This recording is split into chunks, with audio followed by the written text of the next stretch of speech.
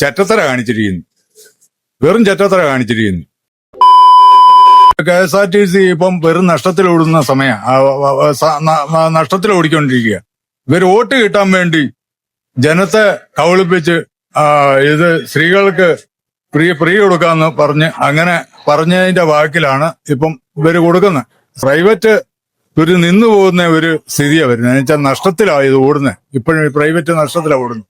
അപ്പൊ അതിന്റെ കൂട്ടത്തിൽ ഇതും കൂടെ വന്നു കഴിയുമ്പോഴത്തേന് തൊഴിലാളിയുടെയും ജോലി പോവും, വണ്ടിയെല്ലാം കയറ്റിയിടുകയും ചെയ്യും. അപ്പം ഇവര് ഈ മന്ത്രിസഭ കാണിച്ച ഒരു ഇതാ കാണിച്ചിരിക്കുന്നത്. ഒരു ചെറ്റത്തര കാണിച്ചിരിക്കുന്നു. വെറും ചെറ്റത്തര കാണിച്ചിരിക്കുന്നു. നഷ്ടത്തിലാണ് ഓടുന്നത്. ഡീസൽ അടിക്കാൻ പോലും പൈസ കിട്ടുന്നില്ല. തൊഴിലാളിക്ക് കൊടുക്കാൻ ശമ്പളം പോലും കിട്ടുന്നില്ല. ഞങ്ങളൊക്കെ വെറും ശമ്പളം കുറച്ചാ ഞങ്ങൾക്ക് ഓടുന്നു, അതറിയോ?